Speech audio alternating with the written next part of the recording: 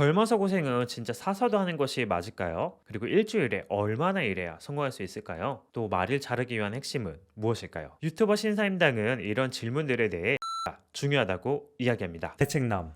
우리가 한 번쯤 고민해봤지만 그에 대한 통찰은 얻기 어려운 질문들이 있습니다. 젊어서 하는 고생, 성공하기 위한 워라밸 등 많은 질문들이 있는데요. 결국 본질은 우리가 원하는 모습에 가까워지기 위한 과정에서 던지게 되는 질문들이라는 거예요. 신사임당은 일반인보다 정량적으로 훨씬 많은 일을 한다고 말해요. 엄밀히 말하면 일주일에 80시간을 일하기 때문에 보통 사람의 2배를 일하는 셈인데, 그 중에 독서가 최소한 20에서 40시간 정도 반드시 포함되어 있다고 합니다. 그런데 여기서 중요한 것은 이 독서가 평범한 사람들의 독서와는 달라요. 여기서 말하는 독서는 휴식이나 지적 유의를 뜻하지 않아요. 정보 습득을 위한 공격적인 독서이기 때문에 매우 집중해서 읽고 정리도 해야 합니다. 인풋보다 아웃풋이 100배는 더 중요하기 때문인데요. 글로 정리하든 영상을 찍든 어떤 식으로든 반드시 정리해야 합니다. 이러면 1년에 아무리 적게 읽어도 50건의 양서를 제대로 읽게 된다고 해요. 그리고 이렇게 제대로 공부해서 임계점을 넘으면 경험하지 못한 영역에 들어서게 됩니다. 일단 사람들을 만나서 대화하기가 훨씬 수월해져요. 우선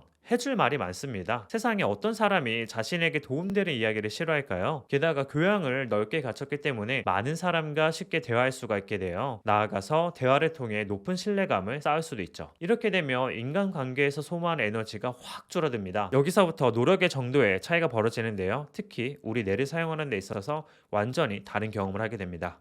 생각보다 우리는 뇌를 좀 더 신뢰할 필요가 있어요. 충분한 지식을 꾸준히 뇌에 쌓으면 무의식의 영역에서 지식의 충돌이 저절로 일어납니다. 때로는 책에서 읽은 내용을 마치 스스로 생각해낸 것처럼 말로 술술 풀어낼 때도 있어요. 그때는 완전히 책의 내용이 나에게 체화된 것인데요. 이 체화 과정에서 여러 가지 지식이 충돌하면서 나온 아이디어는 별것 아닌 것 같아도 완전히 새로울 때가 매우 많습니다. 보통 새로운 아이디어를 떠올리려면 뭔가 180도 확 전환해야 한다고 생각하는데, 절대로 그럴 필요가 없어요. 99%는 기존 시스템과 똑같고 1%만 다르게 구성해도 전혀 다른 모델이 나올 수 있습니다. 애플은 스마트폰을 최초로 개발한 회사가 아니에요. 이미 존재하는 아이디어를 약간씩 업그레이드하여 아이폰이라는 제품 안에서 연결한 것뿐이죠. 하지만 애플은 스마트폰을 통해 세계 최고의 회사가 되었습니다. 결국 핵심은 제대로 이해한 지식을 완벽히 체화해서 꾸준히 쌓아야 한다는 것인데요. 그러면 어느 시점부터는 노력 대비 아웃풋이 급격하게 올라갑니다. 똑같은 결과물을 하수는 온종일 힘들게 낑낑대서 내놓지만 고수는 쉽게 툭툭 던지듯 내놓아요. 즉 노력의 질은 실력에 따라 달라지는데요. 정량적으로 적은 노력이라고 꼭 사소하거나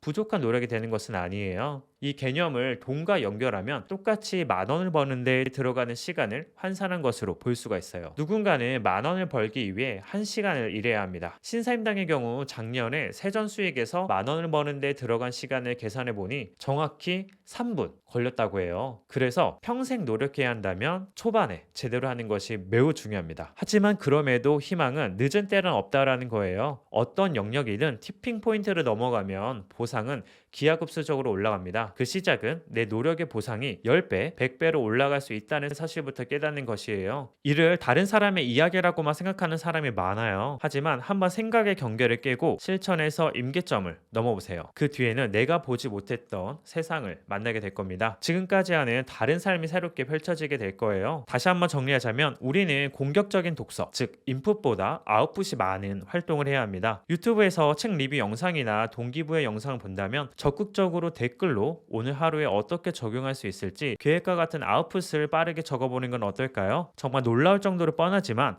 너무나 명확한 사실은 성공하는 사람들은 인풋보다 아웃풋이 많다는 것이에요. 오늘 여러분은 인풋과 아웃풋 어떤 것이 더 많았나요? 여기까지 대책남이었습니다. 오늘 내용이 의미 있었다면 구독과 좋아요 그리고 알람 설정까지 부탁드릴게요. 그럼 안녕.